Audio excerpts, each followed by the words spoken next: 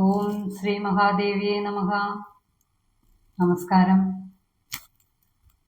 ഇന്ന് നമ്മൾ ശ്രീലളിതാ സഹസ്രനാമ സ്തോത്രത്തിൻ്റെ 678 മുതൽ 700 വരെയുള്ള നാമങ്ങളുടെ അർത്ഥങ്ങളാണ് അറിയാൻ പോകുന്നത്. ആദ്യം നമുക്ക് ശ്ലോകം ഒന്ന് ചൊല്ലാം. ഓം ഗുരുഭ്യോ നമഃ.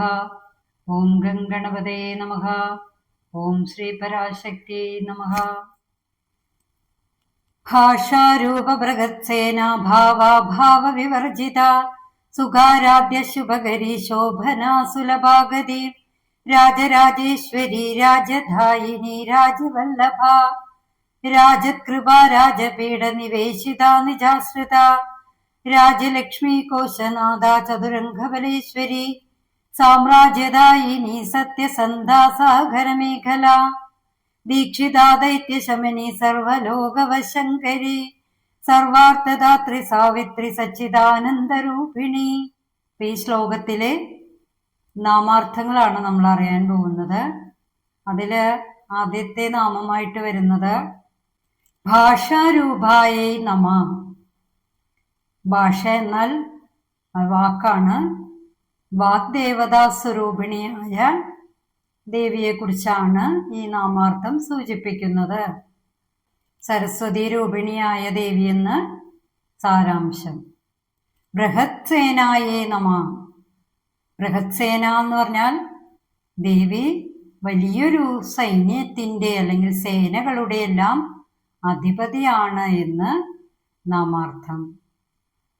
ഭാവാഭാവ വിവർജിതായേ നമഃ. ഭാവവും അഭാവവും ഇല്ലാത്തവളായ ദേവി, അതായത് ഉൽപ്പത്തിയും വിനാശവും ഇല്ലാത്തവളായ ദേവി എന്ന് സാരം. നമ്മളൊരു വസ്തുവിനെ നിർമ്മിക്കുന്നതിന് മുൻപായിട്ട് അതിന് കാരണമാകുന്ന ഭാവവും അത് നശിച്ചു കഴിഞ്ഞാലും അത് സൃഷ്ടിക്ക് കാരണമായ എന്തോ എന്നുള്ള അഭാവവും എന്നതിനെ സൂചിപ്പിക്കുന്നു. അതായത് നമ്മളിപ്പോൾ ഒരു ഉദാഹരണമായിട്ട് പറയുകയാണെങ്കിൽ ഒരു കുടം നിർമ്മിക്കുകയാണെങ്കിൽ അത് നിർമ്മിക്കാൻ ഒരു മൺപാത്രം നിർമ്മിക്കാനാണെങ്കിൽ അതിന് മണ്ണ് ആവശ്യമാണ്. അപ്പം മണ്ണ് എന്നത് ഒരു കാരണ വസ്തുവാണ്. അത് കുടം നിർമ്മിക്കുന്നതിന് മുൻപും ആ കാരണ വസ്തു അവിടെ ഉണ്ടല്ലേ. ഇനി ആ കുടം നശിച്ചു പോയാലും ആ മണ്ണെന്നുള്ള വസ്തു അവിടെ തന്നെ ഉണ്ടാവും. അത് ഒരിക്കലും നശിക്കില്ല, അങ്ങനെ നിലനിൽക്കും. അപ്പൊ അങ്ങനെയുള്ള ഒരു ഉദാഹരണമാണ് അവിടെ പറയാനുള്ളത്.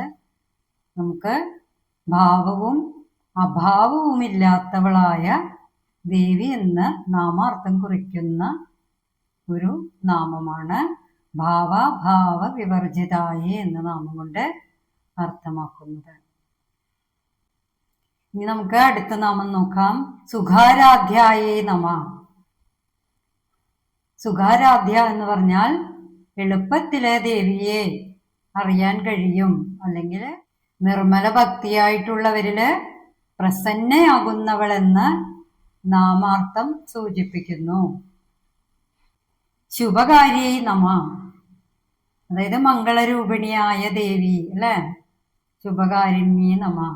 ശുഭകരമായ എന്തും ദേവിയുടെ അനുഗ്രഹത്താലാണ് നമുക്കുണ്ടാവുന്നത് അല്ലെ. അപ്പം മംഗളസ്വരൂപിണിയായ ദേവി എന്ന് ആ നാമാർത്ഥത്തെ സൂചിപ്പിക്കാം. ശോഭനാസുലഭാഗത്തെ നമഃ.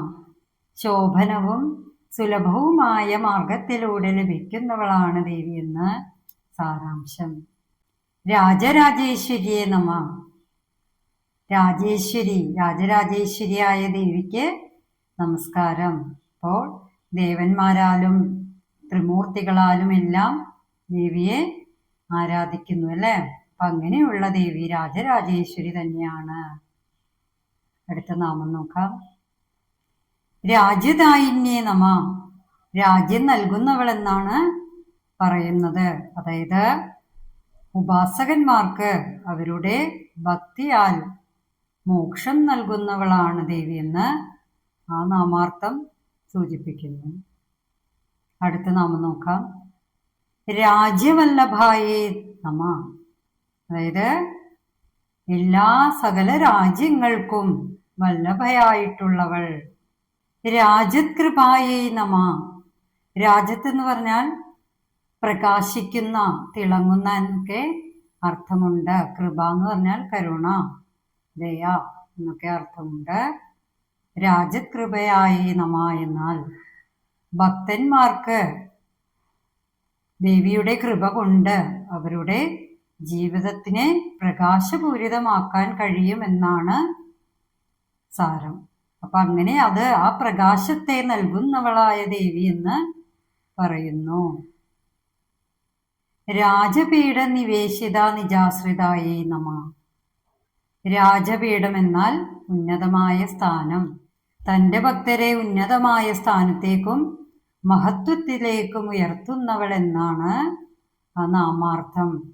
അപ്പൊ നമ്മളിതിലേക്ക് മനസ്സിലാക്കാൻ കഴിയുന്നത് ദേവിയുടെ കൃപയുണ്ടെങ്കിൽ ഉന്നതമായ സ്ഥാനവും മഹത്വവും എല്ലാം കൈവരുമെന്നാണ് പറയുന്നത്. രാജ്യലക്ഷ്മിയെ നമ. രാജ്യസമ്പത്തിൻ്റെയും ഐശ്വര്യത്തിൻ്റെയും ശ്രീ ആയിട്ടുള്ള സ്വരൂപമായിട്ടുള്ളവളാണ് എന്ന് നാമാർത്ഥം പറയുന്നു. അപ്പൊ ദേവി രാജ്യത്തിൻ്റെ സമ്പത്തിൻ്റെയും ഐശ്വര്യത്തിൻ്റെയും ശ്രീസ്വരൂപിണിയായവളാണ് എന്ന് നാമാർത്ഥം. കോശനാഥായേ നമ. കോശനാഥ എന്നാൽ ധനം എന്ന് അർത്ഥമുണ്ട്. അതുപോലെ ശരീരത്തിലെ പഞ്ചകോശങ്ങൾ എന്നർത്ഥമുണ്ട്.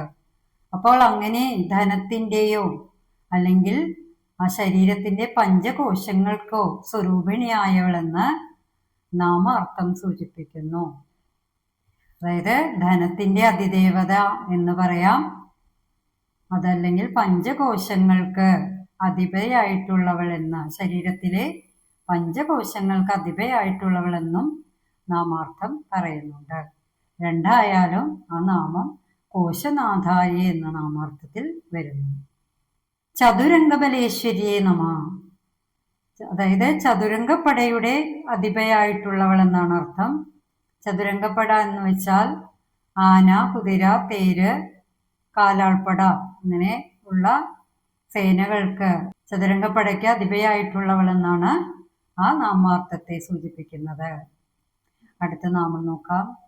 സാമ്രാജ്യദായിന്യൈ നമ. സാമ്രാജ്യത്തിൻ്റെ പദവി ഭക്തന്മാർക്ക് നൽകുന്നവളെന്ന് സാരാംശം. അപ്പോൾ ദേവി ഭക്തന്മാർക്ക് ഉന്നത സ്ഥാനം മാത്രമല്ല സാമ്രാജ്യത്തിൻ്റെ പദവി വരെ നൽകുമെന്ന് ആ നാമാർത്ഥം സൂചിപ്പിക്കുന്നു. സത്യസന്ധായൈ നമ. സത്യത്തെ പരിരക്ഷിക്കുന്നവളാണ് ദേവി അല്ലേ. അപ്പം അങ്ങനെയുള്ള ദേവിയാണ് ആ നാമാർത്ഥം സൂചിപ്പിക്കുന്നത്. അടുത്ത നാമം നോക്കാം. സാഗരമേഖലായൈ നമ. സാഗരം എന്നാൽ സമുദ്രം എന്നാണ്. സമുദ്രത്തെ, മേഖല എന്ന് പറഞ്ഞാൽ അരഞ്ഞാണം, സമുദ്രത്തെ മേഖലയായി ധരിച്ചവൾ, അരഞ്ഞാണമായിട്ട് ധരിച്ചവളാണ് ദേവി. പൃഥ്വി സ്വരൂപിണിയായ ദേവിയെ കുറിച്ചാണ് ആ നാമാർത്ഥം സൂചിപ്പിക്കുന്നത്. അടുത്ത നാമം നോക്കാം. ദീക്ഷിതായൈ നമ. ഭക്തന്മാർക്ക് ആത്മീയ ദീക്ഷയും ആത്മജ്ഞാനവും നൽകി മോക്ഷത്തിലേക്ക് നയിക്കുന്നവളാണ് ദേവി എന്ന് ആ നാമാർത്ഥത്തെ സൂചിപ്പിക്കുന്നു. ദൈത്യശമന്യേ നമ. നമുക്കറിയാം ദൈത്യന്മാരെന്ന് പറഞ്ഞാൽ അസുരന്മാരാണ്, അവരെ നശിപ്പിക്കുന്നവളെന്ന നാമാർത്ഥമാണ് അതിൽ വരുന്നത്. സകല ലോകവശങ്കരിയേ നമ. എന്താണ്? സകല ലോകങ്ങൾക്കും നാഥയാണമ്മ അല്ലേ.